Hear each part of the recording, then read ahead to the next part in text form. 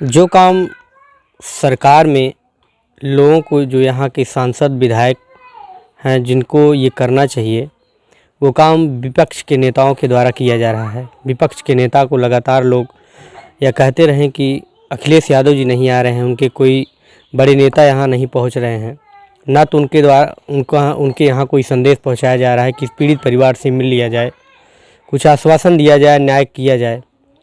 वहीं सरकार में रहे योगी आदित्यनाथ जी से भी लगातार अनुराग यादव के पिताजी मिलने के लिए गुहार लगाते रहे। तमाम digital media, electronic media, print media के माध्यम से भी लगातार ये कहते रहे कि कम से कम एक बार तो बाबा से मिलवा दीजिए, लेकिन अभी तक कोई सुनवाई नहीं हुई, न कोई वहाँ ले जाने के लिए राजी हुआ।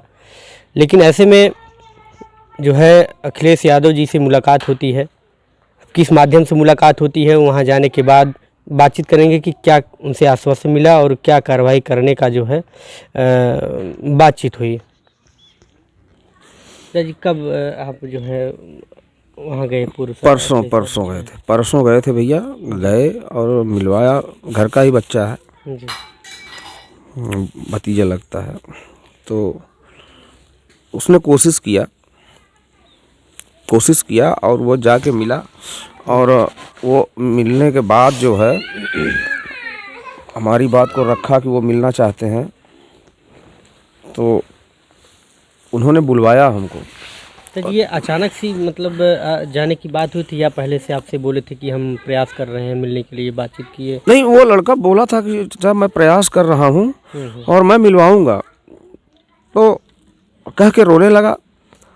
तो मुझे ये लगा कि ये बच्चा है, बड़े बड़े नेता हैं, मिल नहीं पाते हैं, उनके पास बहुत काम है, कैसे मिलवाएगा। फिलहाल मुझे आश्वासन दे रहा है, तो मैंने उसको गले लगाया। मैं भी रोने लगा। मैं बोला बेटा ठीक है, अपनी तरफ से प्रयास करो, और सब लोग घर के हो यार, आप भी तो बेटे ही हो मेरे।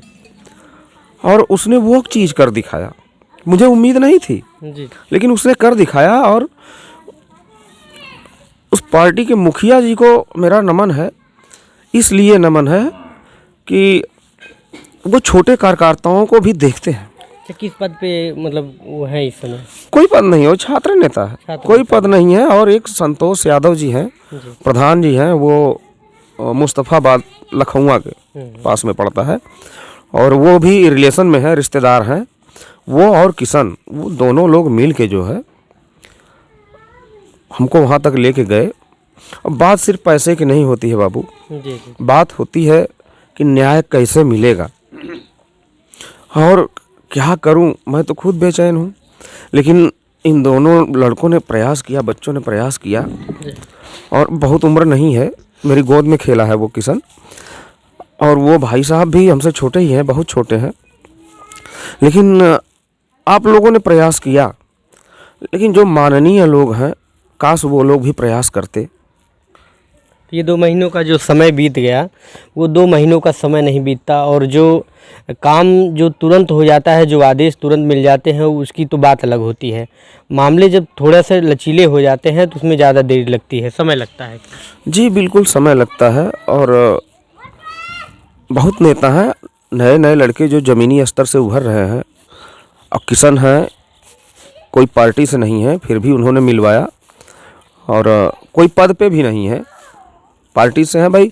चूँकि देखिए भैया, यहाँ यादव है ना, तो ठप्पा लग जाता है। हाँ, कि आप किसी भी हाल में जो है आप यादव को ही सपोर्ट करेंगे, अखिलेश यादव जी को ही सपोर्ट करेंगे। अब आप कहेंगे कि अगर हम भाजपा को वोट दे देंगे तो कहेंगे नहीं आप यादव हैं, तो यादव को आप भले कह रहे हैं मुंह पे, लेकिन आप करेंगे। जी जी जी, ठप्पा लग जाता है एक यादव का। और इतने दिन से रिक्वेस्ट कर रहा हूँ, एक बच्चा और है, मैं किसी पार्टी का वो नहीं हूँ, एक भारत का नागरिक होने के नाते एक बच्चा और है, वो भी नेता है, उभरता हुआ है, और वो शायद अध्यक्ष भी है प्रदेश भाजपा में। वो भी प्रयासरत है बेचारा, वो भी बोला था मुझसे, वो भी प्रयासरत है। और सब लोग मेरे साथ में है, और कोई पार्टी के लिए नहीं, मानवता के लिए सब लोग मेरे साथ में है, कि न्याय मिल सके, कुछ न्याय मिल सके और इस गरीब को कुछ मदद मिल सके। क्योंकि भैया बहुत मेहनत मजदूरी कर चुका, अब हिम्मत नहीं पड़ती है कमाने की। तो मेरे बच्चियों के भविष्य का सवाल है कि मैं इनको पढ़ाऊं कैसे। आप देख रहे हैं ना, गांव देहात के बच्चे, 16 साल की बच्ची है मेरी, वो छोटी वाली 16 साल की बच्ची है, लेकिन किस तरह से बात करती है। आप सोचो कि इस तरह की शिक्षा और इस तरह का व्यवहार ज्ञान सिखाने के लिए मैंने क्या क्या नहीं किया होगा। तो वहाँ जाने के बाद कैसे मुलाकात हुई आपसे? कितने समय बाद आपसे मुलाकात हुई? नहीं भैया, देखिए वहाँ जाने के बाद हमको अंदर बैठाया गया और बैठाने के बाद बुलाया गया वहाँ कि आप एकांत में मुलाकात करेंगे। तो अकेले में मुलाकात किए, सबके साथ मुलाकात नहीं किए। हमको आराम से, जी भीड़ बहुत थी, बहुत ज़्यादा भीड़ थी, लेकिन फिर भी मुझे पहले बुलाया गया और बुला के बैठा के मुलाकात किए। हमारी बातों को सुना उन्होंने और आश्वासन दिया कि आप चिंता मत करिए, समाजवादी पार्टी आपके साथ है। तो मैं पार्टी बेसिस की बात नहीं करता, एक नैतिकता के नाते ये चाहता हूँ कि मैं मरने से पहले एक बार बाबा जी से भी मिलूँ, अपनी व्यथा कहूँ। बाबा जी ने 5 लाख का चेक दिया है, ऐसी बात नहीं है, पार्टी मदद कर रही है, लेकिन फिर भी मैं मिलना चाहता हूँ, सिर्फ इसलिए कि अपने मन की व्यथा कुछ कह सकूँ। जी, सिर्फ पैसे के लिए नहीं मिलना चाहता बाबा जी से। अच्छा, और क्या आश्वासन मिला अखिलेश यादव जी से? जी, उन्होंने कहा है कि आप चिंता मत करिए, बच्चियों के पढ़ाई लिखाई की जो भी व्यवस्था होगी, जैसे माननीय सांसद धनंजय सिंह जी हैं, मैं उनको भैया कहता हूँ, तो उन्होंने भी मदद किया है। उन्होंने कहा है कि कभी भी कोई दिक्कत हो तो आप बेझिझक चले आइएगा मेरे पास, या तो फ़ोन पे बात कर लीजिएगा। वो फ़ोन पे हालचाल भी लेते हैं, बच्चियों से भी बात कर लेते हैं, बच्चियाँ मैसेज डाल देती हैं, तो जब वो फ्री होते हैं तो फ़ोन पे बात कर लेते हैं, हालचाल पूछ लेते हैं। तो उसी तरह से ये लोग भी हैं, सब अपने हैं यार। लेकिन प्रॉब्लम यही होती है कि जो माननीय लोग हैं, कम से कम आप लोग भी तो गरीब की सुन लिया करिए। आप लोग आए, सब लोग मेरे साथ में हो, लेकिन कम से कम प्रयास तो करिए। यहीं तक ज़िंदगी सीमित नहीं है, मैं कैसे जीऊँगा? न्याय नहीं मिलेगा, वो लोग यहीं आके रहेंगे तो मेरी बच्चियाँ सेफ़ हैं, कहाँ से सेफ़ रह पाएंगी? तमाम जो है यहाँ के लोकल बीजेपी के भी हैं और सपा के भी हैं। तमाम खबरों में लगातार पिताजी कहते आए हैं कि एक बार हमको मिला दीजिए। हमको लगता है कि खबरें जो हैं लगभग ऐसा कोई प्लेटफॉर्म नहीं होगा, चाहे वो डिजिटल मीडिया हो, इलेक्ट्रॉनिक मीडिया हो, प्रिंट हो, सभी जगह हमको लगता है महाराज जी भी देखे होंगे ये खबर। लेकिन क्या वो एक बार भी ये नहीं सोचे कि मेरा कोई बड़ा कार्यकर्ता, मेरा कोई सांसद विधायक एक बार जाए, उनको आश्वासन दे कि नहीं ठीक है, मैं आपकी बात सुन रहा हूँ, किसी माध्यम से मैं आपसे मुलाकात ज़रूर करूँगा, समय मिलेगा तो मैं आपसे मुलाकात कर लूँगा। तो कोई ऐसा बड़े यहाँ के जो सांसद विधायक कभी उन्होंने कहा कि हम लिबास चलते हैं, या फिर बाबा जी ने कहा है कि मुलाकात करेंगे, ऐसा कुछ कभी? नहीं, गिरीश चंद जी आए थे और उन्होंने चेक दिया था, बोले थे सरकार आपके साथ है, हम लोग आपके साथ हैं। लेकिन अब मैं मिलने के लिए परेशान हूँ कि एक बार बाबा जी से अपनी व्यथा कह दूँ कि महाराज जी, आपके रहते हुए वेद शास्त्र पढ़ाने वाले गरीब का बच्चा काट दिया जाता है, आप न्याय दे दो। पैसा क्या है, मेरी ज़िंदगी क्या है? अब बहुत सा बच्चा, मेरा मासूम सा बच्चा धोखे से काट दिया गया, घेर के पीछे से मार के गर्दन उतार दिया गया, कल ही आखिरी सांस हो जाए मेरी। पिताजी, न्यायालय में जब ये मामला जब शुरू हुआ, जब घटना हुई तो लोग जो है बोले कि तुरंत न्याय मिल जाएगा, नोटिस भी चस्पा हो गया, लोगों ने ये उम्मीद लगाया कि 2-4 दिन 5 दिन में घर गिर जाएगा। तो क्या वहाँ आपसे सबूत मांगा जाता है कि आप सबूत ला के दीजिए तब? मैं भैया जाता ही नहीं हूँ, मैं कचहरी जाता ही नहीं, क्योंकि क्या मिलेगी? आज भी आपने देखा होगा तारीख मिली है, जी जी, तो तारीखें ही मिलेंगी और कोर्ट में मिलता क्या है? इतना जल्दी न्याय नहीं मिल पाएगा ना। जैसे मतलब कहने का मतलब ये होता है, जैसे जो संदिग्ध चीज़ें होती हैं, जहाँ पर सबूत नहीं मिल पाती है, वहाँ तारीख मिलती है, चलो ठीक है। लेकिन यहाँ तो मतलब सबूत की कोई बातें नहीं थी, कोई गुंजाइशें नहीं थी। भैया, बात और गुंजाइश नहीं थी ना, लेकिन ये भारत का संविधान है और ये न्यायालय है। यहाँ आतंकवादी को भी वकील मुहैया कर दिया जाता है, जो टेररिस्ट है, तो ये तो कातिल हैं। तो ये तमाम दलीलें देंगे तो उसके लिए मुझे इतना होने के बाद भी मुझे पेश करना होगा कि नहीं ये सबूत है, ये देखिए। तो भैया कानून की बारीकियां मुझे नहीं पता, ललता यादव को पता रही होंगी कि ऐसे करेंगे तो क्या करेंगे। प्लान करके मेरे बेटे को मारा, नहीं तो मर्डर अचानक से कोई करता है तो वो घबरा जाता है जी। कि क्या करूं क्या ना करूं।